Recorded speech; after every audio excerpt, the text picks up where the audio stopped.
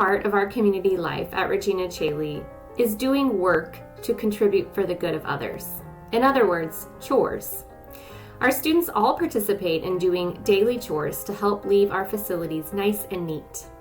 This is truly teaching them good stewardship in a real sense. RCA has a great reputation for leaving facilities better than we found them, and we really want to live up to this expectation. In this module, we'll discuss what chores look like at every age, how to organize and plan for your chores, and of course, how to execute them. Let's get started. The first thing to do when planning for chores is to consider what needs to be done at the end of the center day. Perhaps this is a question to ask your facility if you are at a new center or in new space. Some facilities have full-time janitors while others have weekly cleaners. Either way, we'll do our part to clean up after ourselves. Some centers will need to break down classroom space to convert it back to however the facility needs it. Sometimes this only needs to happen on Thursdays for the weekend, or on Mondays for weekday ministry.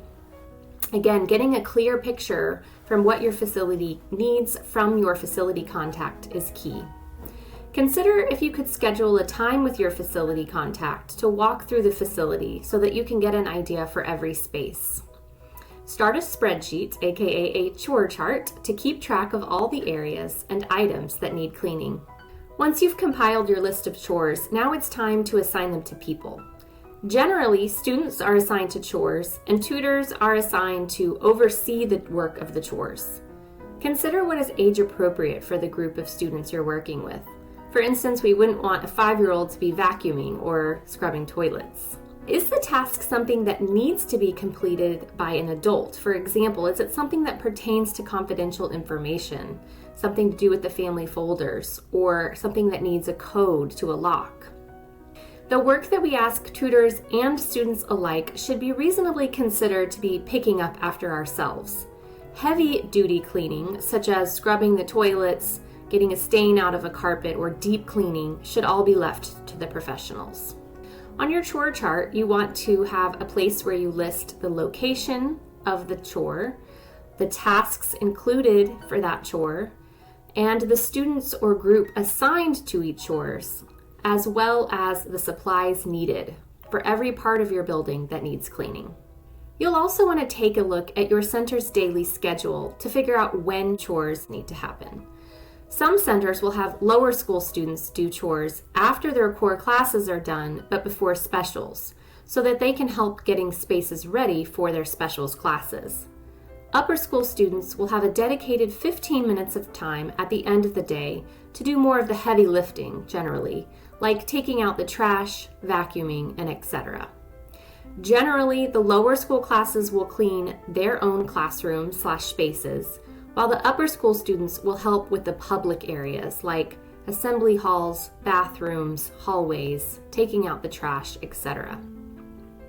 You should indicate the times and days that each set of tasks needs to happen on your chore chart. Next, you'll want to consider what supplies each chore group will need.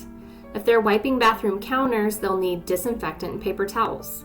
Kids on trash duty will need trash liners of appropriate sizes. Other students will need vacuums or carpet sweepers if no plugs are available.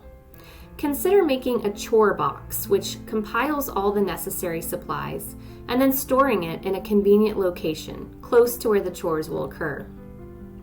Include this information on where to find the supplies on your chore chart, and print a copy of that chore group's tasks, which you can keep on a clipboard, handy for the tutor to oversee the chores for that group. Considering the list of chores that you need, you'll also want to assign a reasonable number of students to those tasks. This can be tricky because too few students can result in difficulty completing the chores in the time given. Too many students can result in behavioral challenges.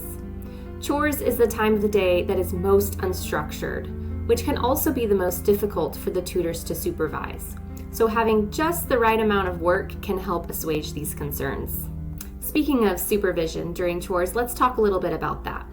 You'll want to assign an area to a group of students where a tutor can reasonably walk back and forth between the various areas where the students are working and keep her eyes and ears on the students.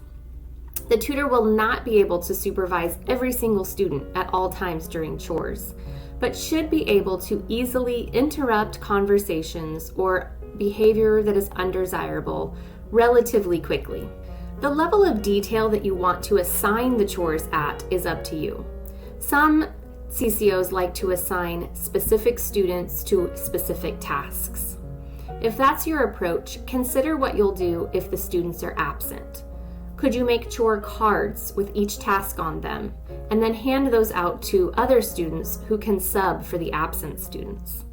I personally find it easier to be a little less specific. I'll give a list of tasks to a group of students. For instance, in upper school, the 6th-period class with their 6th-period tutor might have a certain area to do. So the 7th grade class in their 6th-period class with their 6th-period tutor will have the area of the downstairs bathrooms.